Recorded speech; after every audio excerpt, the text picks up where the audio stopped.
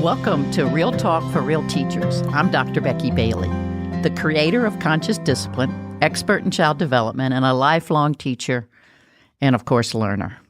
For those listening who are not aware of Conscious Discipline, it is a comprehensive self-regulation program that integrates social-emotional learning, school culture, and discipline. It provides the 7 powers for conscious adults to help teachers see conflict differently and the 7 basic skills of discipline that empower teachers to respond to conflict in ways that instill life skills. So, what are real teachers? Real teachers are real people who have a life both inside and outside the classroom. Real teachers are exposed to many new initiatives that are asked of them daily, some to retool themselves, some they agree with, some they disagree with, some they view as meaningful, some they view as absolutely crazy. Real teachers don't have to go to the bathroom until after 3 p.m. That's because they have learned through the years tremendous bladder control. Real teachers stay out late just like the rest of us. Sometimes they drink too much, sometimes they play too hard, and yet they get up day after day and give their hearts and souls to others. Real Talk for Real Teachers is a growing community of loving professionals who seek to love themselves as much as they love others. Today we're going to be talking to a principal who is transforming her school with conscious discipline. And hats off to her, because it's not an easy thing to do. It's another initiative thrown upon someone, possibly is the perception of teachers, but it's certainly one she is passionate about. So why do I say hats off to you? It's because conscious discipline requires transformational change. Transformational change is different than traditional change.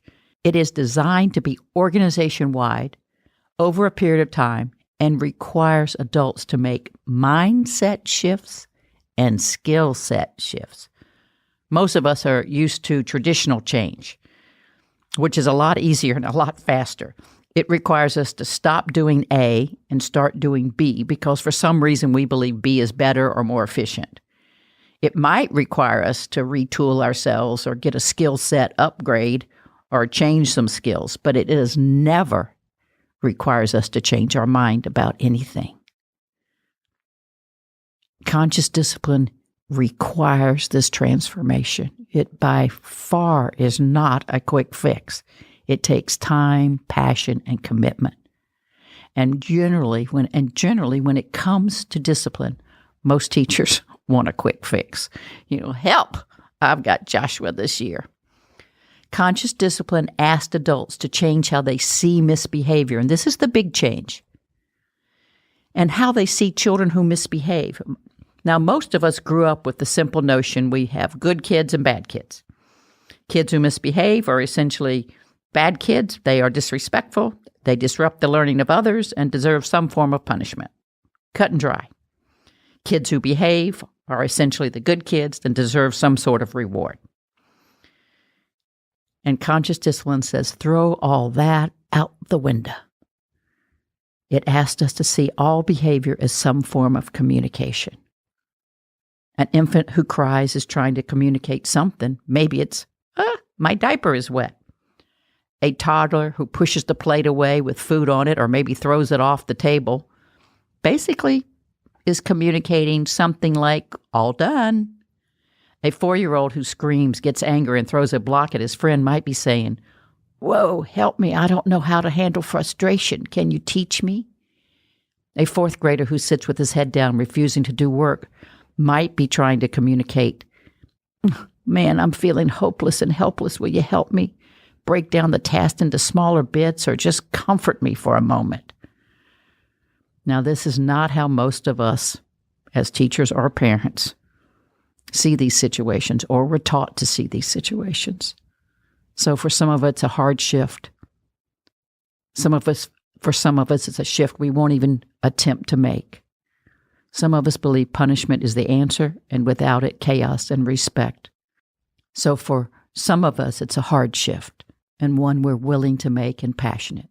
For some of us, it's a shift we absolutely refuse to make. We hold on tight to the belief in punishment. Punishment is the answer, and without punishment, chaos and disrespect will run rampant. Today I have invited Amanda Spight.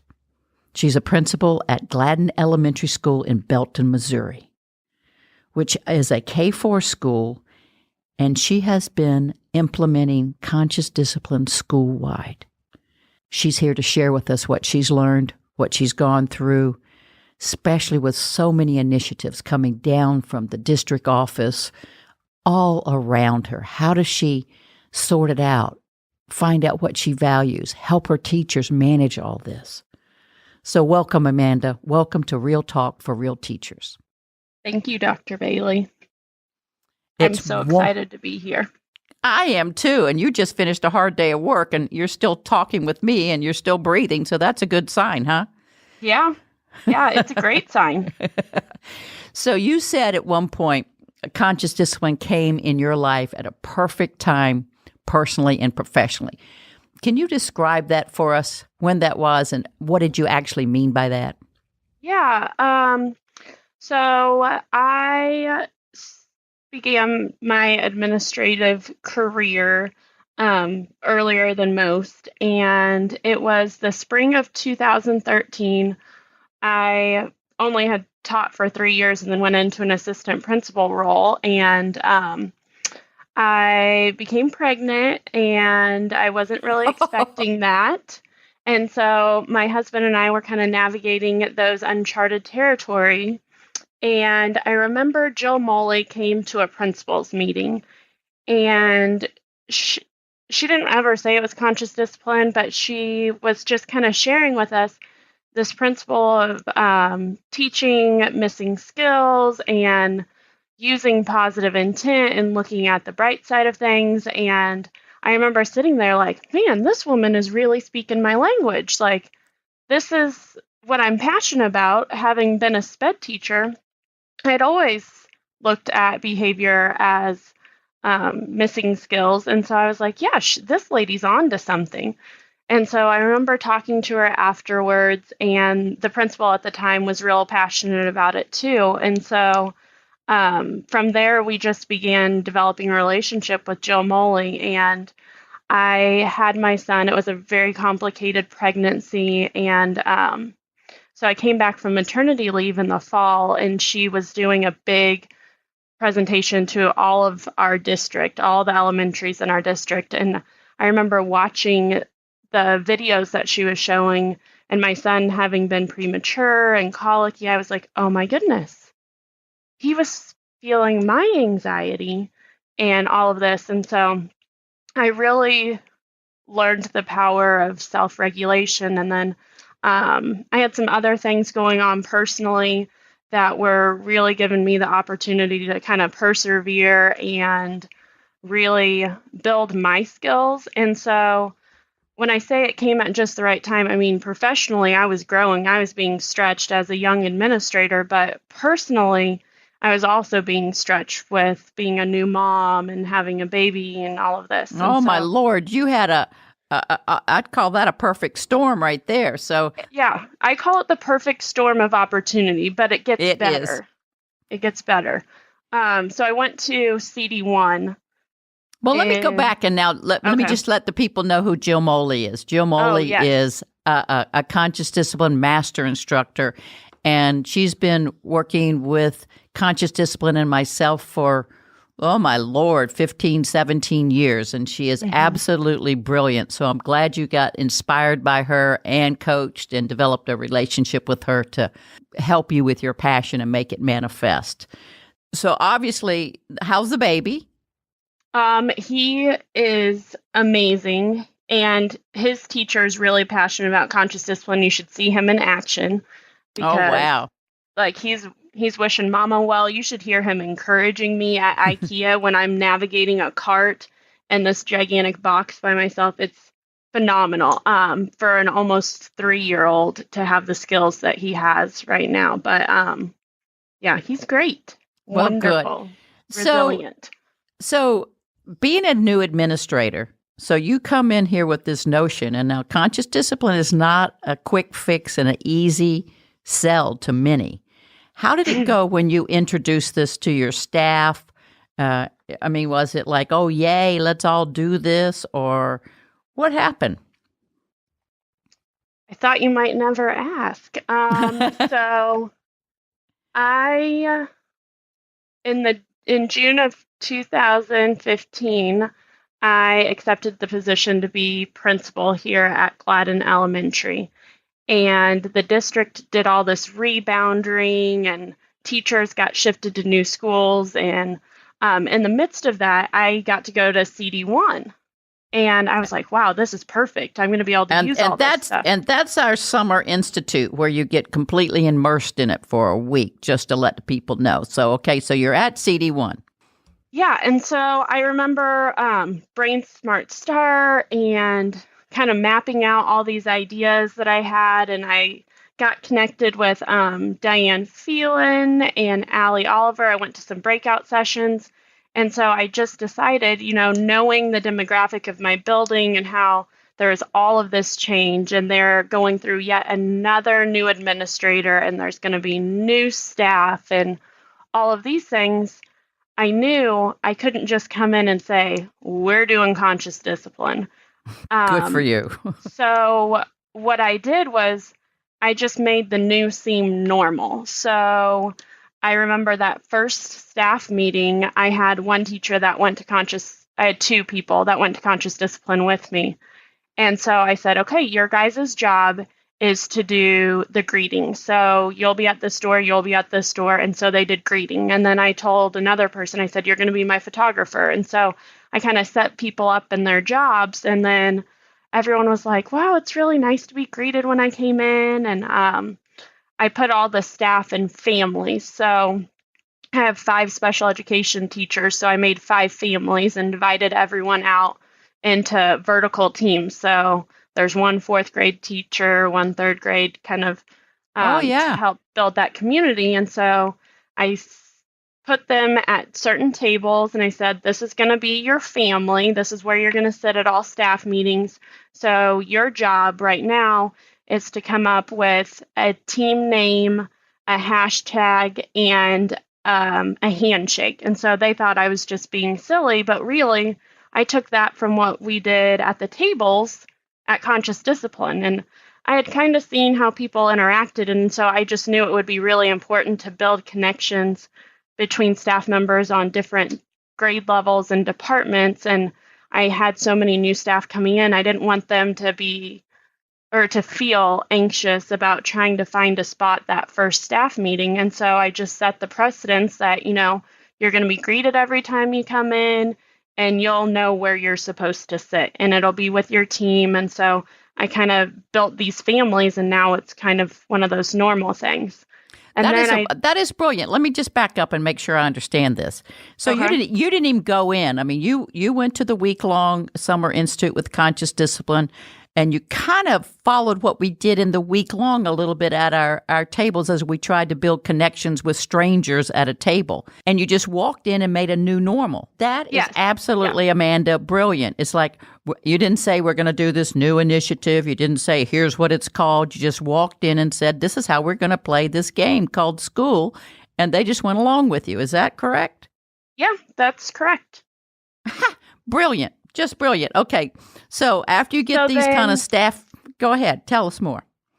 From there, I decided that every staff meeting, I would start with a Brain Smart Start, because in my graduate program, I had a professor that I really admired, and he started every class with these quotes that had sound backed up to it. And it was just a slideshow, and it just kind of got everyone present and in the moment. And I was like, I can use those videos in my Brain Smart Start. And so I started every staff meeting with a Brain Smart Start. And for the commitment piece, we went through a process as a staff to develop meeting norms. What's important for us as a staff when we're in a meeting? And so as part of the Brain Smart Start, I always started with some kind of inspiration. There's the connection and the breathing or the shoulder roll. But then as the commitment, every single time we had a staff meeting or a committee meeting, the commitment was team norms. Pick a norm and commit to it. So that's let me where back up now.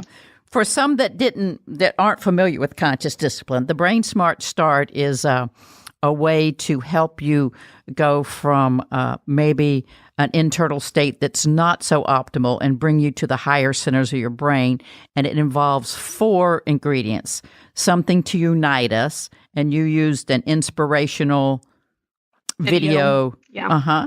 And then it asked us to disengage stress, so you had them breathe of some form like that. Then it asked them to connect, which is basically turn face to face with some of your coworkers, and Their then handshake. the handshake, exactly. And then you did a commitment just to keep the group norm go for your staff meeting. And you're modeling now what ultimately they're going to start doing in their classrooms, but they don't even know it yet, do they?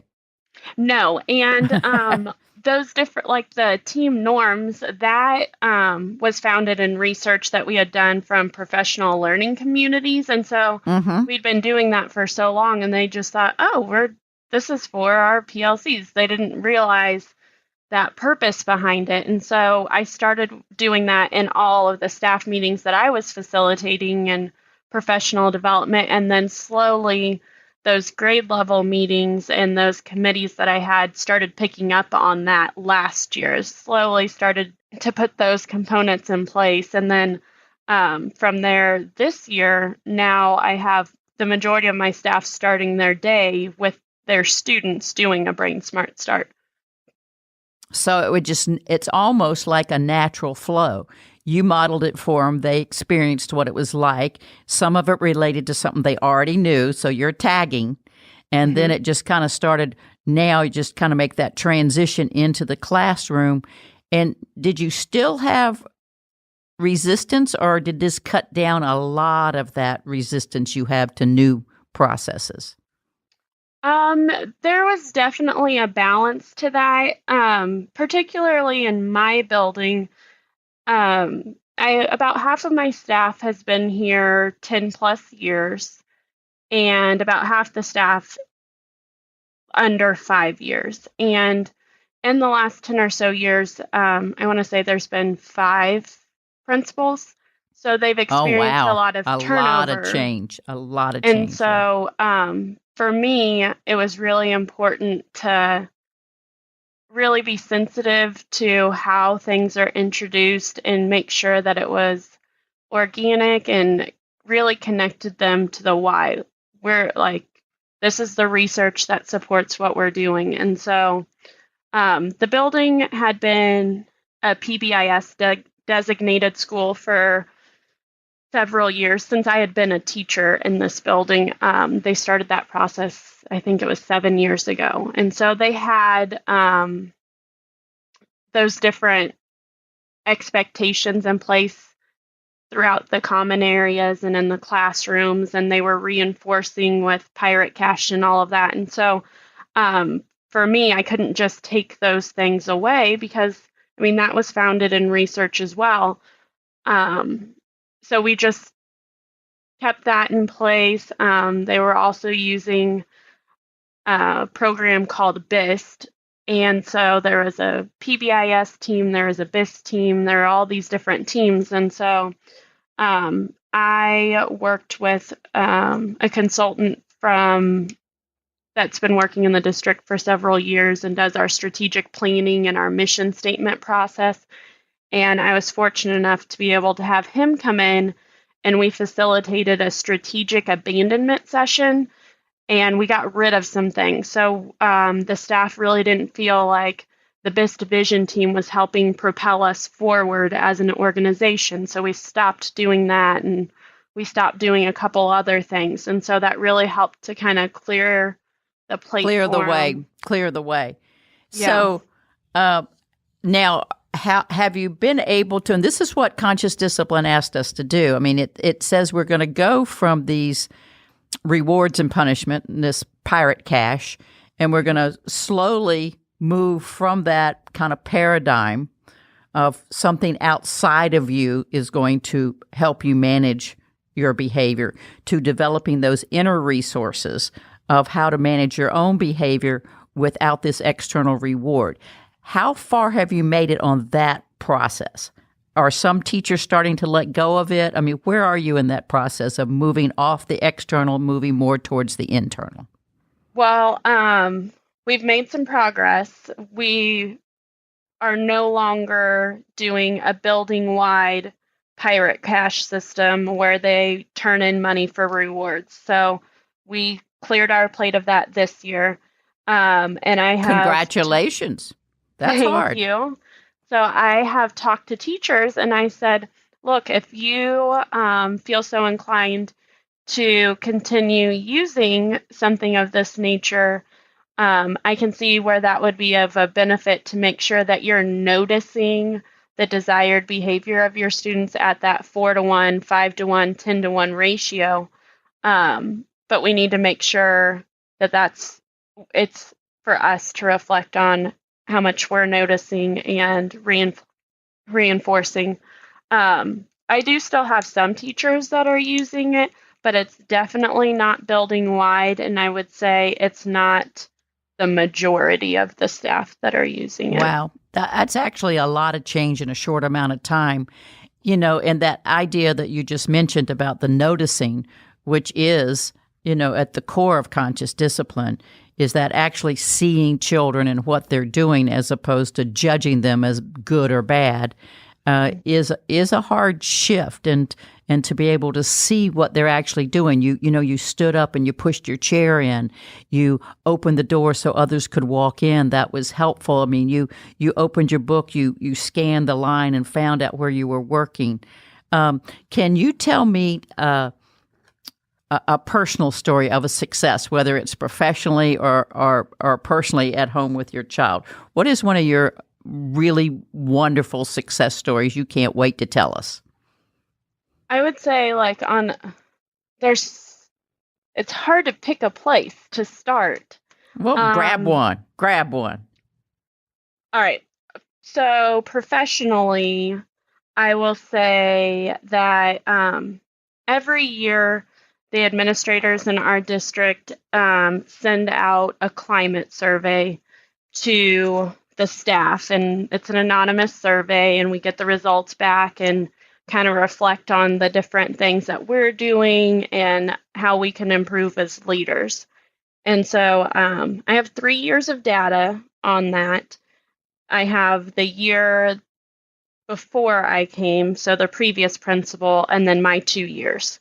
So the year prior to me coming, the heat map, it's from red to green, red being really poor, green being exemplary, I would say. That principal's heat map came back yellow. And so cautious. Caution. It came back like moderately organized for improvement or something like that. And so I had high expectations for my first year. Like I was energized. I knew I was kind of staying the course, even though it was hard. And my heat map came back orange. And I was just sick. I was sick. I thought, oh my gosh, I am not going to get offered a contract again. You're right. Scared you'll lose your job. Yeah, exactly. I was just miserable, but I was like, all right, I got to do something with this. And so when we came back to school, I shared the results with the staff. We did pick 2 things that were really strong, 1 thing we want to work on. We went through this process. So this spring, when it was time to send it out, I was like, here we go. I'm kind of bracing myself. And I distinctly remember I got the survey ended the day before spring break. And I was like, I better not look at this before spring break. But against my better judgment, I did. And my heat map came back in the green. And that was from parent perspective and from staff. Oh, and that's so wonderful. And what do you attribute that to? What do you attribute that to? That, you started off the first year with orange and then you went to green. Certainly you as a staff talked about it and you did shared leadership with your team and brought it back, which is an essential part of conscious discipline, to have that constant, we're in this together. But you have any other thing that you saw that you would attribute that green to? Any changes you saw on the staff and or Well, yourself?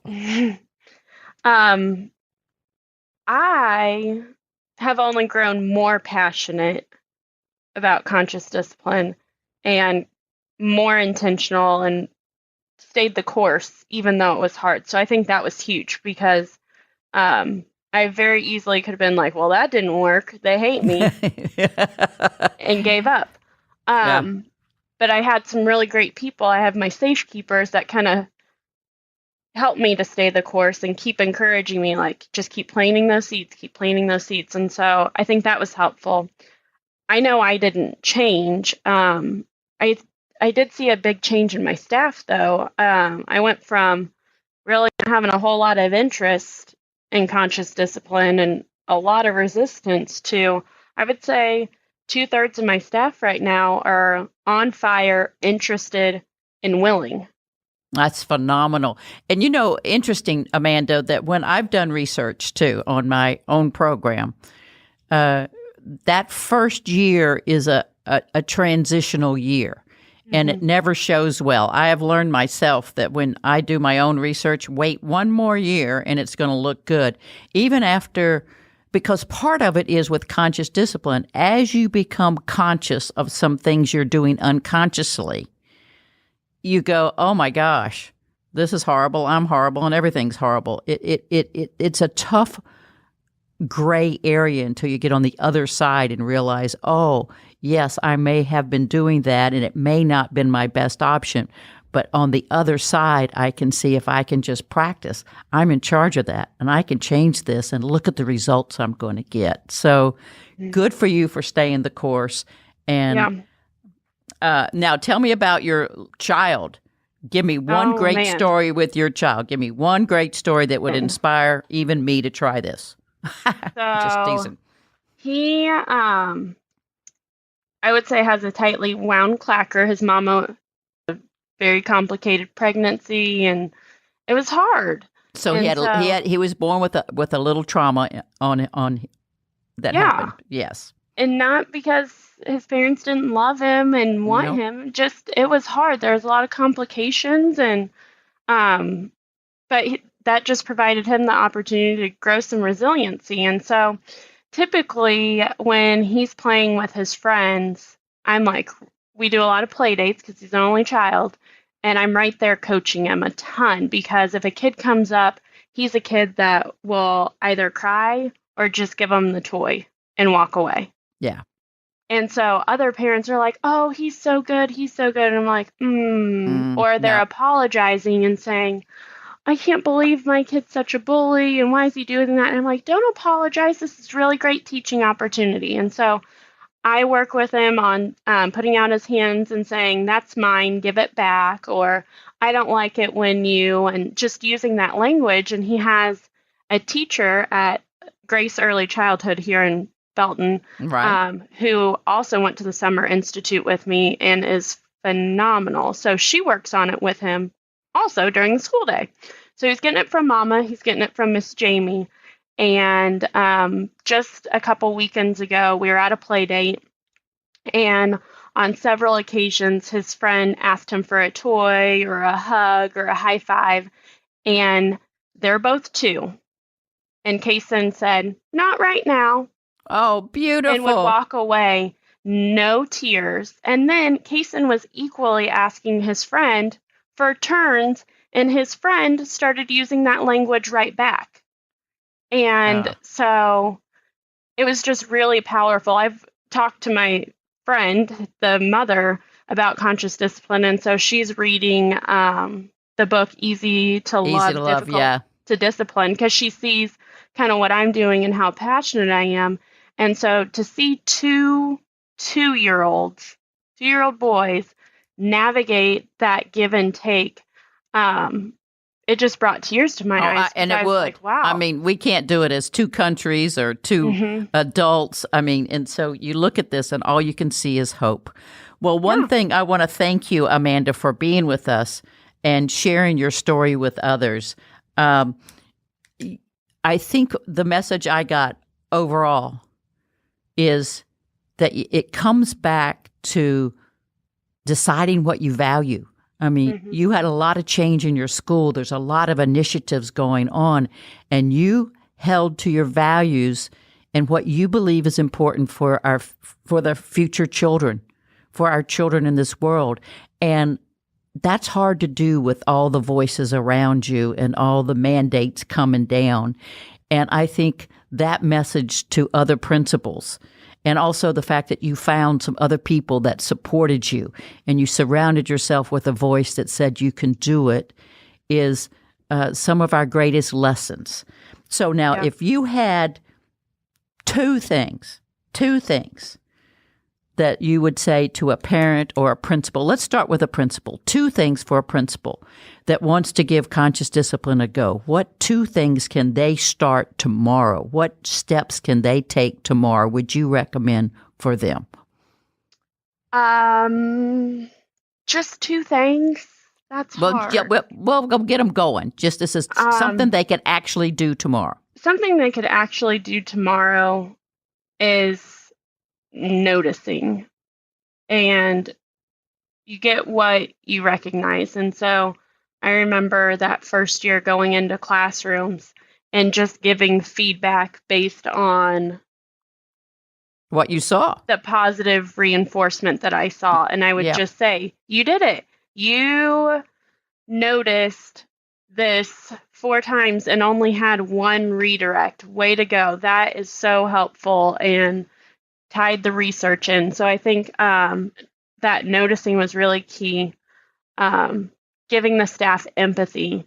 So whenever you have people staff or parents that come in that are upset or just needing some support, just giving that empathy and saying, so it sounds like you're feeling this, or you were hoping that they did this. And they're like, I think those, like the noticing and the empathy. Okay. And we're going to take that. The two things that people could start tomorrow. And this would be whether you're a parent or a professional. So, and this noticing is crucial, and it takes away the judgment. And it also, what you said is so valuable, because what your eyes see is what your heart values. So if you see kids who are actually scooting over and letting people sit next to them, if you see kids who take that extra step on their or persevere on a math problem and get it done, we can say, look what you did. You stuck with that. It was hard, and you stayed with it until you found an answer. And then if you and you know what you did? You actually raised your hand too and asked for help.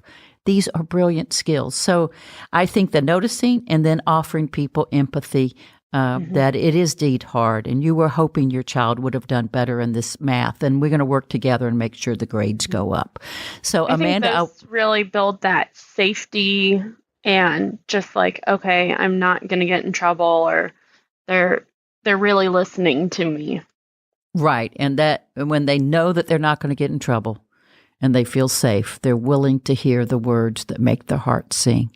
So I want to thank you so much for being with us today and sharing your story and motivating others that are also trying to implement conscious discipline school-wide as a principal. It's very inspiring, your story, and your suggestions are very, very helpful.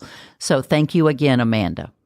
It was my pleasure. It's really something that I'm passionate about, so I love talking about it. All right. And for the rest of you listening, until next time, I wish you well.